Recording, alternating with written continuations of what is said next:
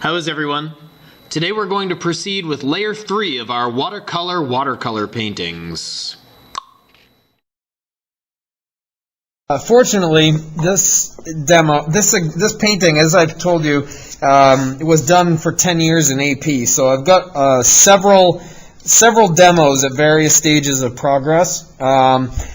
So I have a few of layer 1, which at this point we're past. But layer 1, hopefully you've set yourself up with a very watery first layer that is engaging hair, skin, clothing, all that sort of thing, treating it all as once, and you're using complementary colors. So here's a blue and orange example.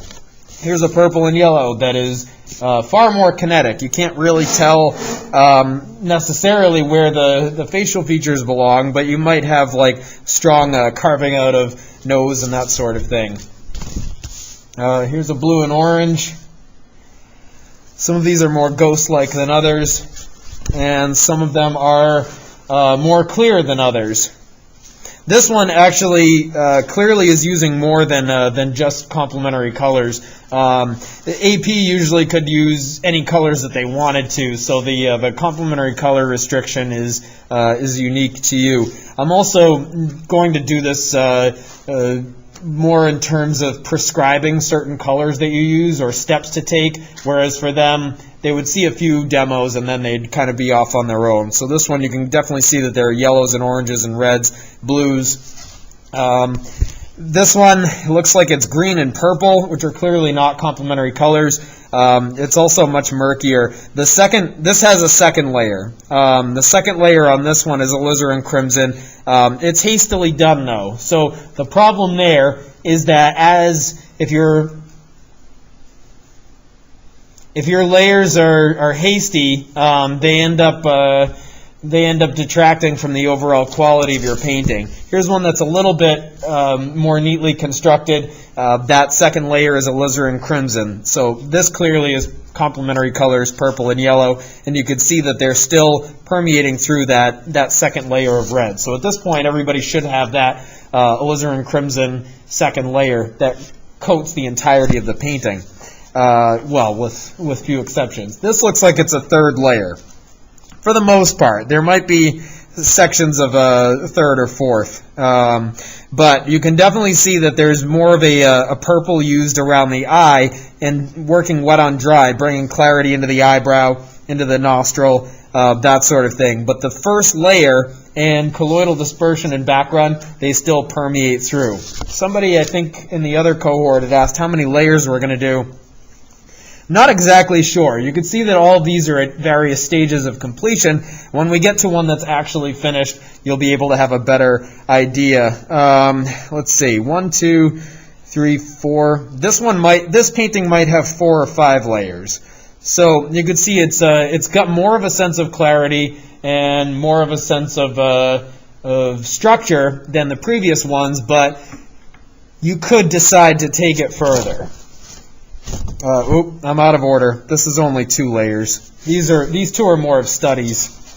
Yeah, I'm definitely out of order. This is back to layer 2. But some of this pose this was the very first one we looked at, except first drawing, just used in 2 different paintings. The previous one was just on layer 1, blue and orange. This one you also saw already as well, but in that one, that was the one where I first started talking about hastily applied layers. Purple and yellow here, this looks like it might be 4 layers as well. So again, you're starting to gain more of a sense of clarity. This is nearing what might be considered finished. It's blue and orange, but you can see evidence of yellow, you can see purples, yellows. It's basically the whole color spectrum, but because you have that base as the complementary colors, those colors impact all of the future layers. So you apply your future layers thinly enough so that the lower ones are making an impact. Yeah, this doesn't have as many layers to it, but same type of thing. The lower layers are what give it luminosity, so you start to work in smaller and smaller areas, wet on dry, and that's what ends up giving it its sense of structure and clarity. This is the only one that I would actually consider finished of the lot. How many does this have?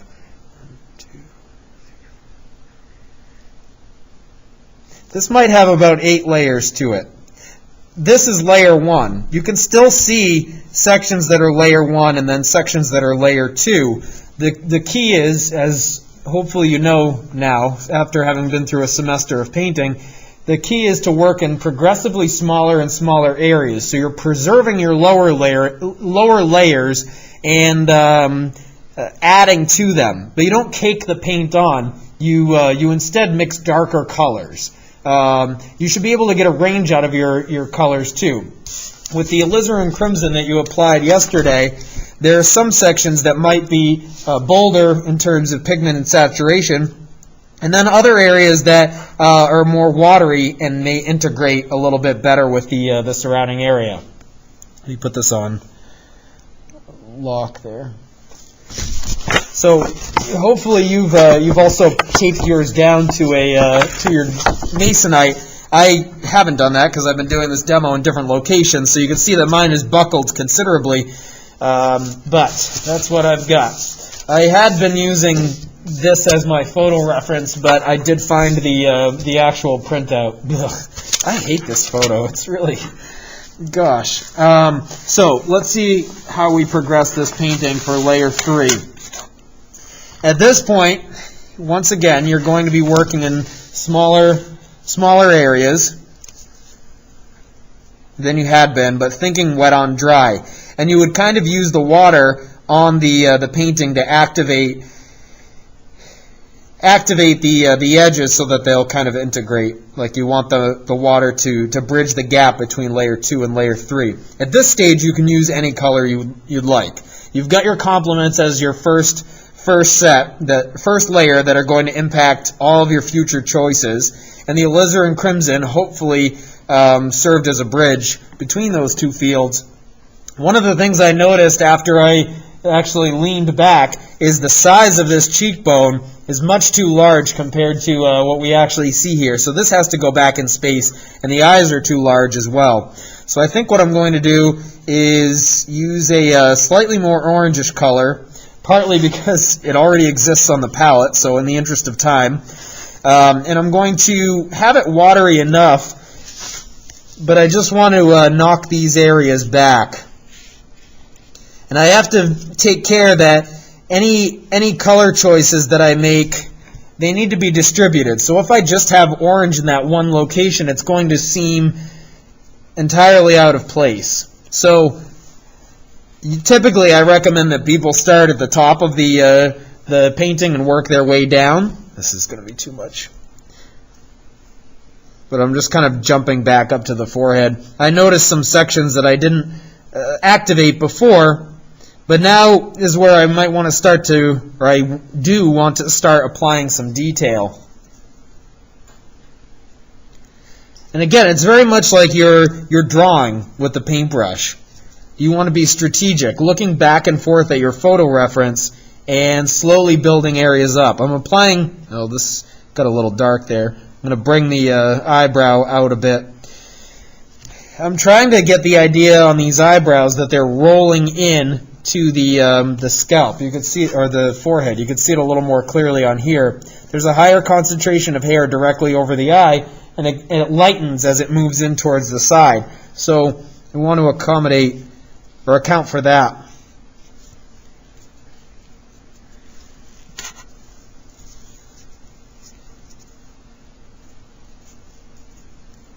I'm just looking for more and more detail.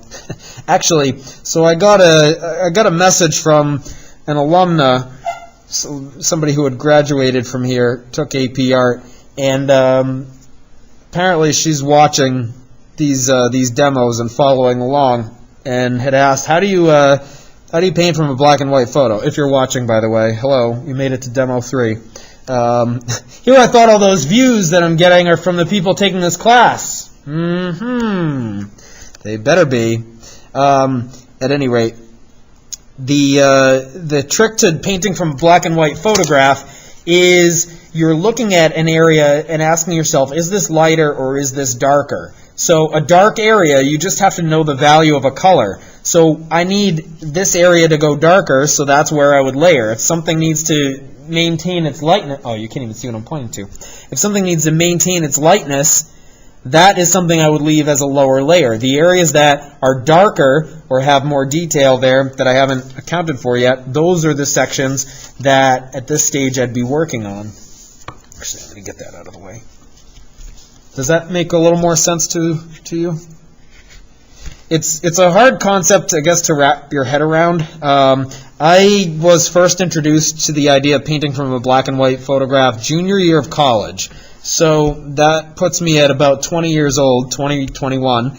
I was not just saying the year, I was doing an age bundle there. And it took me, I think, 3 paintings to figure it out. Now here you are as 15 to 18-year-olds being asked to do this, and I don't really have any concerns about whether or not you're going to be able to pull it off, because we've actually been doing this sort of thing in a number of classes for the last 10 or so years. So I think you'll be surprised at how you're able to understand it once you actually start. The whole point is trying it out.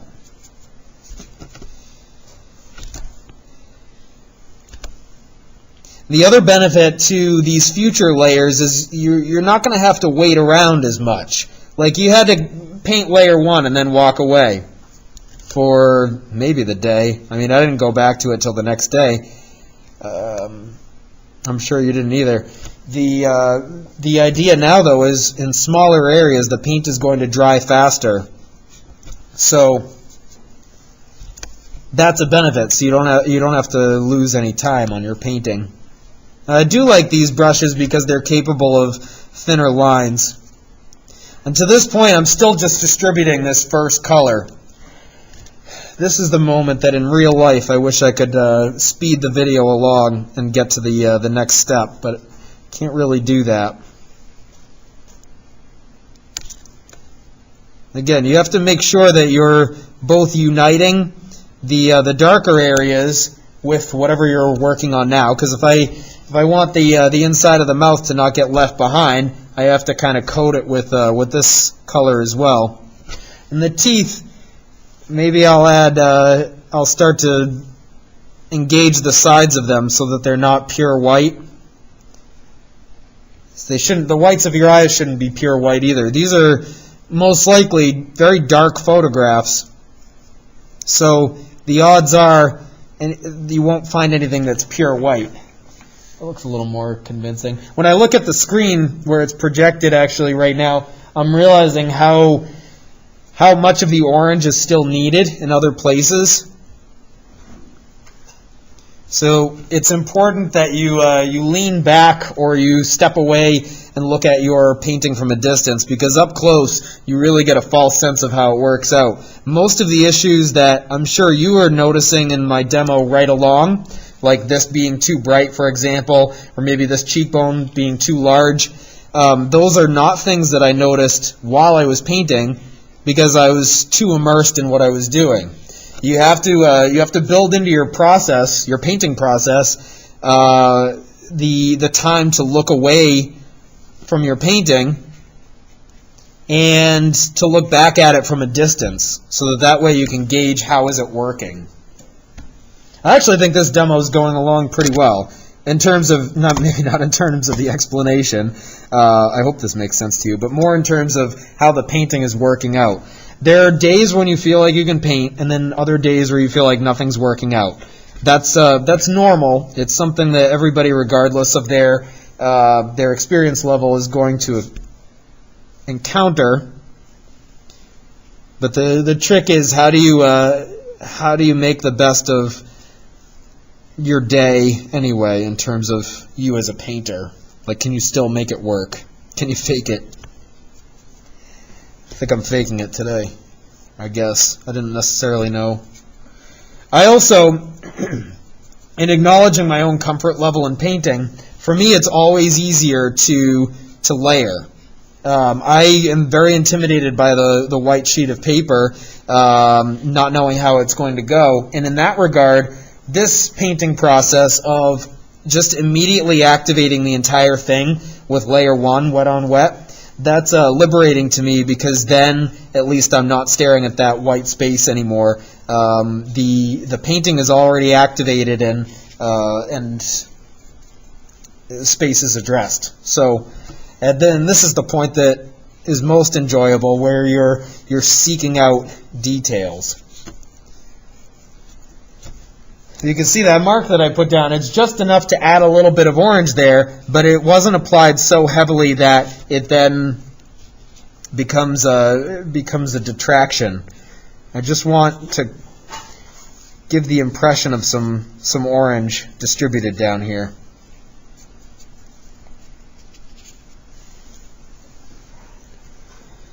Questions so far? I'm just going to use a little bit of another color here just to show you that layer today, the work you do on this doesn't have to be isolated to a single color. So I think I'm going to try to bring back some of the bold purples, because this painting did end up so dark. So I'm doing alizarin crimson and ultramarine again, and maybe I'm going to more clearly define some of these darks that haven't been accounted for yet, like the nostril. And actually, it seems like that's still surrounded by wet paint, so got to kind of be careful. Really, I should allow some of these areas to dry more.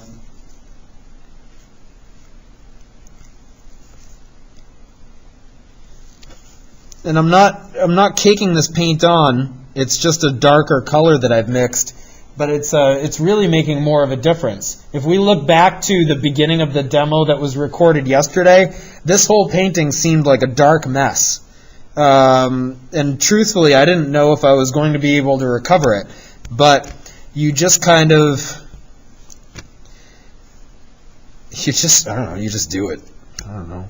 It's the alizarin crimson, I think, helped a lot to bring it back to life. So we're just looking for shapes here, really.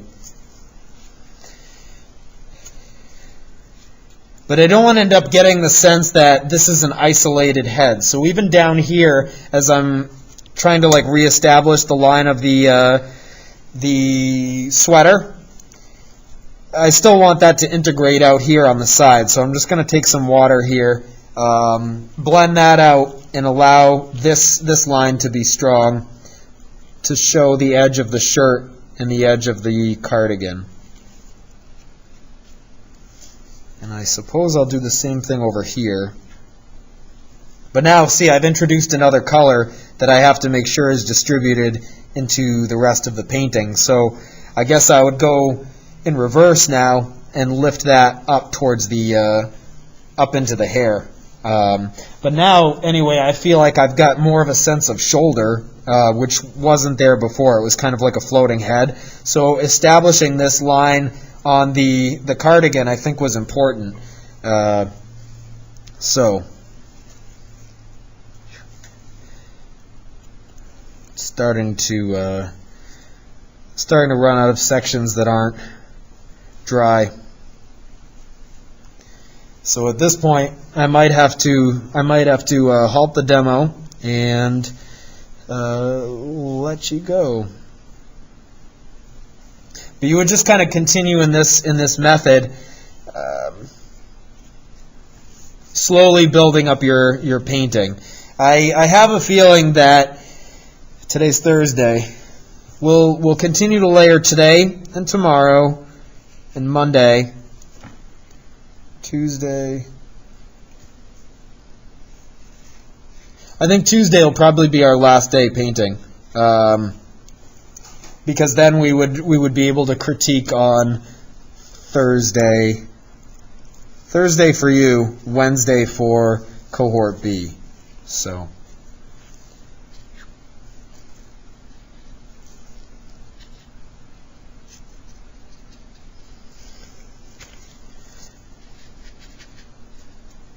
I'm just adding water there so that this dissipates a little bit more. Shouldn't have dissipated there though. All right, I think it's quitting time here. All right.